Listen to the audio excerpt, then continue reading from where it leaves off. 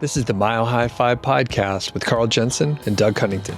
We have authentic conversations about the journey to Fi, health, happiness, and some very odd tangents. We interview Fi experts, side hustlers, people on their way to Fi, and those who have reached the other side. Join us every week, and if you want the show notes and links and all that other stuff, head over to milehighfi.com. Welcome to the Mile High Fi podcast. I am Carl Jensen with my co-host. I'm Doug Cunnington. Doug, what are we going to talk about today? Today we're going to talk about fitness. And I thought of this episode for a short form because you mentioned to me, and I think maybe even on the show, you said that you were going to focus on fitness in 2022, and it was a thing that you were thinking about. So I was like, well, we may as well have a conversation that we record. So I think we're going to talk about some of the goals that maybe we have for fitness this year. We're going to reminisce about a time when we were in the best shape of our life, which I think for both of us is not right now. And then talk about maybe a sustainable routine so that we could reach those goals, or maybe poke holes in whatever each other's plans are. So I'm going to kick it over to you. Yeah, what are you thinking about for this year, and what precipitated like the focus on fitness? Yeah, well, fitness has always been important to me. I love to be outside. I love to hike. I love to bike. And in March of 2019, I was probably in the best shape of my life for the past 2 decades. I was down to 149 pounds. I'm not sure what my fat was at that time, probably around 10%. And then COVID happened, and much of my life was disrupted, and I had to become a homeschool teacher, which was, it did not go well. Our younger child did not want me as a teacher, and I did not want to teach. So 2 or 3 hours of work every day would turn into 10 hours of work. The school said this should take 3 hours, and 10 hours later, we're still yelling at each other. So lots of parts of my life fell off, including fitness. That's always the first thing, right? Because it's the easiest to give up. You can give up some things are harder to give up, but fitness is easy. Yeah, I just won't go to the gym today, and then I'll have time to do all of this other shit that I had planned. So that dropped off, and I ballooned up to right over 170, which is not a good weight for me. And I've since reacted, and it's come down. And I think I forgot your original question, Doug. What was your question? No, you answered it, and I'm curious. You talked about how fitness is an important piece in your life, and many different things that you do enjoy. And I'm curious if you, like, for me, for example, I like to skip the gym occasionally, and it seems like a good idea, but then I've learned I get stressed out and I'm just bitchy. I'm worse to be around. Even if I don't work out that hard, there's something about the act of like going to the gym or putting yourself in the mindset of working out in some capacity, and it calms me down, which is a good thing, because I could be irritable and just, a jerk. So are you the same way? Because I have realized, hey, if I cut out the gym, it may be a short-term solution to do more work or something else, but usually long-term, it's a very bad decision. Oh man, this is such a good question, because it's something I've been thinking about recently. So Mindy and I just joined the rec center, and we've been going there. And I was thinking after a week or two of that, I've just been feeling better about everything. I'm in a better mood. And I'm like, why is that? What has changed about life? What is that variable?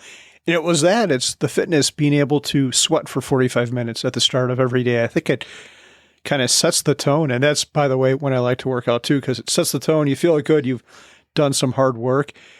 And yeah, I'm not exactly sure why I feel better. Maybe I just answered it, but why do you think, Doug? Why do you think fitness is important? Obviously, it's important to our physical well-being, but why do you think it helps us mentally as well?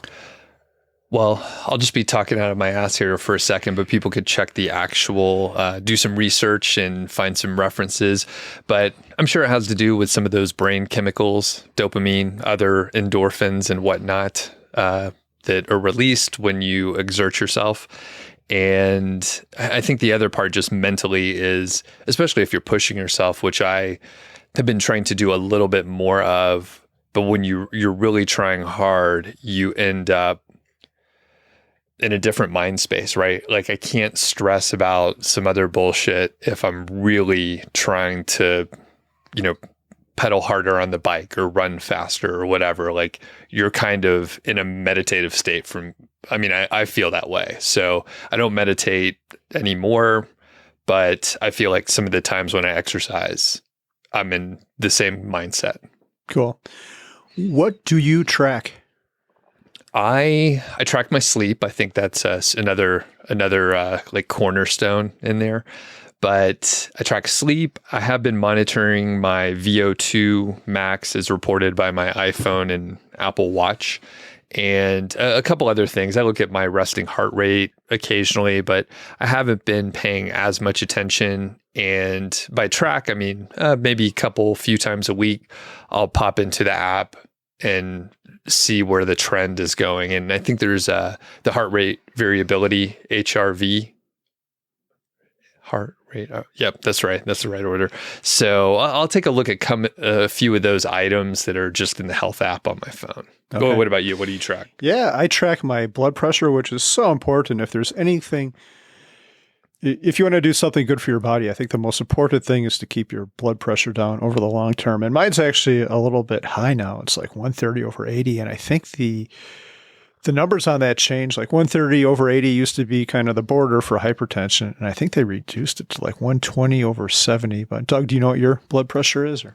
I haven't checked it in a while, but there was a little stretch where it was a bit high, but I realized it was probably because I was getting my blood pressure taken after drinking a shitload of coffee, and caffeine will boost your blood pressure a little bit. So I think the last time I checked, it was pretty regular, but for a little bit, I was actually like monitoring a few times a week after they were like, your blood pressure's high. And I was like, that seems weird because I'm in pretty decent shape. So.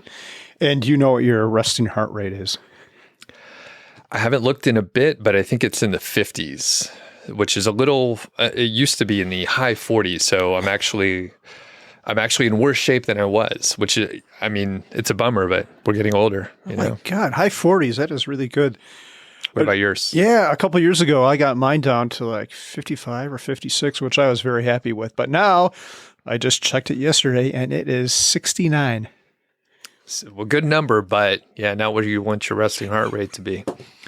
Well, in the spirit of keeping these episodes tight, let's talk about what you have for a goal. I want to get my resting heart rate below. God. Below 69? Jeez. And here's where it goes downhill, folks. Yes, I want to get my resting heart rate below 69 and my weight probably below 150, I think. 140s is where I need to end up, and the blood pressure down. And those are kind of, I've got vain goals too. Like I'm curious to see at my advanced age, can I still put on muscle? So I've been doing harder weight exercises and trying to figure out how to make the most of the weight exercises, because I don't think I've always been doing it properly. How tall are you? 5'10" 3/4. Okay, I thought you were about 5'10". I was going to say under 150 seems like it could be a little light, but you're looking to be pretty lean and not, or would you be happy with like 155, but just more muscle? Oh yeah, I would. I think putting on muscle is probably pretty hard. Maybe you can give me some tips around that, but yeah. Yeah. I mean, that's one thing I've struggled with too. And I think I know the answer. I think I need to eat more protein and then work out harder. I don't think I work out very hard. So one thing when I have tried to, we've talked about trying to do more pull-ups and just various exercises, but as soon as I start putting on more, lifting more weights and such, my joints get pretty sore. Like I get inflamed and it hurts a little bit. And I'm like, I probably don't need to be lifting weights that heavy, but where your joints hurt. But I'm not sure. Have you known anyone that worked out a lot? Like, did they just generally have joint pain because they are lifting heavy weights? I don't know. I have screwed myself up. I screwed up my elbow recently and my shoulder, and I'm not sure what the answer to that is. Maybe you go with a lower weight and more reps. If anyone has any suggestions, leave them in the show notes. But Those big body exercises like a pull-up and push-up I think those are the core exercises you need to do, maybe squats as well. I guess I have not had the joint issues that you have. Yeah. And, we talked about pull-ups in the past. I think that was like one of our early interviews. So do you have like a specific number of reps of pull-ups that you want to hit? Yes, I'd like to be able to do 69. No, I'm just kidding. There's no way on earth I could ever do that. I maxed out at 10 a couple of years ago, and I was at 9 a month or two ago, and then I screwed up my elbow and some weird knob popped out. But now it's receded. I'm not sure what's going on with it. I should probably go to the doctor. I'd like to, I don't know, it'd be cool. What do you think is realistic? Like, do you think, I like to say 20, but do you think that's actually realistic? Do you think I could ever work up to that? I think so. I mean, I used to do pull-ups a lot, and I think my max was like 22, something like that, which is crazy. I mean, that's a lot of pull-ups. I haven't been working on them very much lately, but I mean, the idea would be my scrawny ass, if I could do 20, I bet you could do 20. It would take a while to work up to. And it wasn't like when I was in my 20s or something. It was like a couple years ago. Yeah, you had incentive too. Didn't you go to that brewery you got a discount on your beer for how many pull-ups you could do? Or? Oh, yeah. Yeah. So it's a shout out to the Bozeman brewery called Outlaw Brewing. It was one of our local watering holes. And they had a Tough Guy Tuesday or Tough Gal Tuesday. And I think you would get 25 cents off for every pull-up that you did for your first pint. Up to a maximum of 15 pull-ups. So I would go in there, rock 15 pull-ups and get, a $2 pint or whatever. Wow. And the thing is, no one seemed to be impressed. I was like, I just did 15 pull-ups and people were like, because it didn't look like I was struggling to, humble brag, right? But I was planning on it. I wouldn't work out the day before so that I could be fresh and be able to do the pull-ups. But yeah, Tuesday, I would do 15 pull-ups. Oh my God. You should have made it more theatrical, like made big groaning sounds like, and everyone gets excessively louder. But that's a hell of an incentive. I wish that silly incentive would do a lot for my fitness. Maybe we'll have to figure out some way to put an incentive like that in our own lives. Yeah. Yeah. Well, any other? So you got the pull-up goal under 150 or 150 and a little bit leaner. Any other, ideas? I don't know. Maybe just some more fun things, like maybe do some more 14ers. I don't think I've done a 14er in a while. We did Longs Peak earlier this year, but I bailed at the keyhole while you went all the way to the top. So yeah, maybe a couple 14ers. And I've been doing the step mill at the gym to help prepare for that. That's like this little mini escalator thing they have. And I love that machine. I don't know why. I know you have access to that at your gym as well, but yeah, I like that thing a lot. It makes me a little bit angry. They only have one, so sometimes I'll go in there and someone will be at it, and I get a little mad at that person. Like, that's mine. Get off. Yeah. You're like, that's why I joined this place. Well, the other one thing that I've done on that machine is carry kettlebells to like get an even stronger workout, but I may just throw some stuff in a backpack and put it on too, just to simulate, walking and hiking and having, 20 more pounds on. Something like that. Cool. Good idea. Yeah, I think, I kind of want to do more 14ers as well. And for me, I don't have any specific goals. I kind of would like to put on a little bit more muscle, but there's no practical reason other than like try to put on a little more muscle. And as I said before, I would have to eat more, get more calories, and work out harder on a regular basis. And I tend to struggle with the motivation to do it. I go to the gym often, but I'm usually not like, I'm going to really, really work out hard. I usually don't have that mindset. Would some kind of potential public shaming help encourage you? Like, what if we did a topless podcast? Just you and I, Doug, with only headphones on. And if you're watching on YouTube, nothing from the table is up.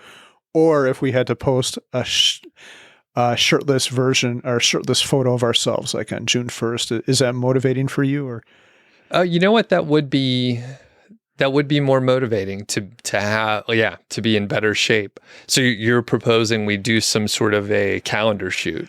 centerfold shoot, perhaps. I think so. And I'm half serious because that kind of thing motivates me too. If I knew that my gut is going to be on the internet, I'd probably be more motivated to eat broccoli and less chocolate. So maybe people could leave a comment in the YouTube channel if they think this is a good idea, or if they have another idea of some way that we could potentially humiliate ourselves into fitness. What about like a car wash in June? We could do a topless car wash, just you and I. Yeah, do you like washing cars or? Yeah, sure. Like a charity car wash. We could give it to the local humane society or something. I don't know if we'd have good cause. People might pay not to go to have to see us. So we'd have to figure out a way like, dude, you could just make a donation. You don't have to wash our cars, and we'll put on a shirt for your car wash. But they have to pay extra for that. More money for the humane society. Do you have a specific routine? Like I said, a sustainable routine. I often, look for things that are not necessarily easy to do, but something that we can, actually make progress towards it. So, I mean, do you have any plan on how you're going to approach it? Yeah, I heard this concept. I think it was James Clear, that Atomic Habits. I heard it on the Mad Scientist podcast. We'll put a link to that in the show notes. And at first I thought it was stupid, and I've never actually read the book, and this might be the main point of the book, but he just says, like, do it consistently every day. Like, even if you don't feel like doing it, get your ass to the gym and at least go through the door. And I've tried to practice that with our current fitness routine, and it works because does anyone really ever want to fucking go to the gym? You always hate that, but it's just some days you don't want to go more than you don't want to go other days. But just getting in there, you start doing something and then you get into it and you're thankful for it. You just have to break through that little barrier. Like, what tips do you have, or what do you do, Doug, to be consistent and sustainable? Yeah, no, I mean, that's it. The consistency is really big. And like I said, I don't necessarily work out hard, but I'm usually doing something pretty active, like 6 to 7 days a week. I may only go to the gym 5, but that's pretty good. And I know that I'm not doing it for efficiency, by the way, because I know some people are like, yeah, I can go in and knock out 100 burpees and like that's a better workout than what Doug is doing. 100% true. I'm not there to be efficient. I'm there to, be in that meditative state for a little while, not necessarily get the fastest workout in the shortest amount of time and be effective. That's not my goal. And as far as sustainability, I think you're doing it the right way, where you're like, just get in there, even if you're not, in the best mindset where you're like, I'm going to crush it today, and you're not overdoing it as well. It sounds like because I think that's the other thing. You go in, you do too much, and then you have to, rest because you've injured yourself in some small way. So now you can't work out as hard for like 2.5 weeks. So it kind of screws up your whole plan. Other than that, I'm no fitness trainer, and I look like I do. So I don't know if I'm the right person to get fitness advice from. Well, you're giving me more ideas, though, Doug. You mentioned burpees, and I do like burpees a lot, and they're supposed to be good. What about a 69 burpee challenge? We could post that on the YouTube video. We'll see what people think. Maybe we'll see if they want to see it. What's a 69 burpee?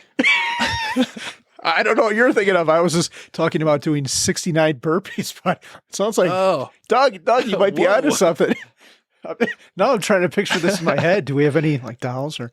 That sounds dangerous. We have some of Georgie's stuffed animal toys, but I think we can get in trouble. We can't show that on YouTube. Yeah, we'd be flagged. We'd get the red flag. So I have one other funny story about that number, Doug. My older kid comes up to me and says, I read this thing on the internet about the number 69. I'm like, oh shit, where is this going?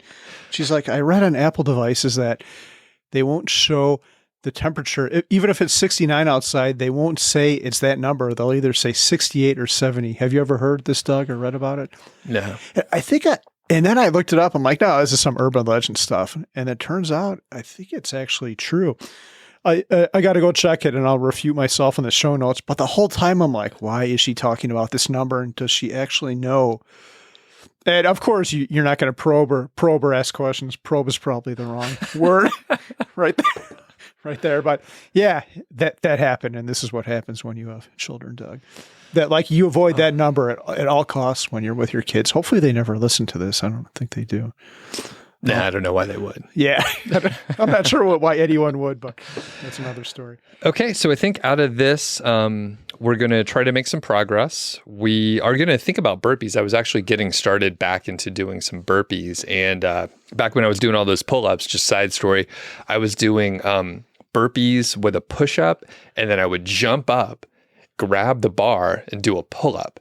It is agonizing. Works out your whole body, and I could only do like 8 or 10 before I had to take a break. But if you want to really take it to the next level, that'll work you out hard. Wow. No thanks. Yeah. And then, so we have kind of a game plan, and potentially we will do some sort of a shirtless thing in June or something. So we'll have to, revisit this and talk about it again, figure out what kind of charity event we're going to do or something like that, right? Yeah, I think that gives us 4 months to work on something. Let us know what you want to see or what you don't want to see in the YouTube comments. All right. Well, this has been fun, Carl. We'll talk to you soon. Bye. Thanks for listening to the show. That was the MHFi podcast, and I'm Doug Cunnington, the balder host, and Carl Jensen is the cool, sexy one. If you dig the show, please do 3 things for us. Number 1, tell a friend, a family member, an enemy about the show. We really don't care who you tell. Maybe forward them a specific show that you know that they will like. It's the single most helpful thing that you can do to spread the word. It's like giving us a virtual high five, and actually we don't give high fives in person, so the virtual kind's pretty good. And more importantly, your friend or family member or even your enemy will appreciate the fact that you were thinking of them. Number 2, make sure you're following or subscribed on your podcast app, Apple Podcasts, Spotify, Overcast, YouTube, whatever you're using, and that way you won't miss a show. And number 3, please leave us a rating and review. We read them on the show occasionally, and you might hear yours out there on an upcoming episode. Quick disclaimer, this show is not financial or legal advice. I'd actually be surprised if it sounded like it. It's really just for entertainment, and that's at least what we're hoping for. But seriously, get advice from professionals. Carl and I are just 2 guys with microphones that sit in my basement and talk. So we'll catch y'all next week.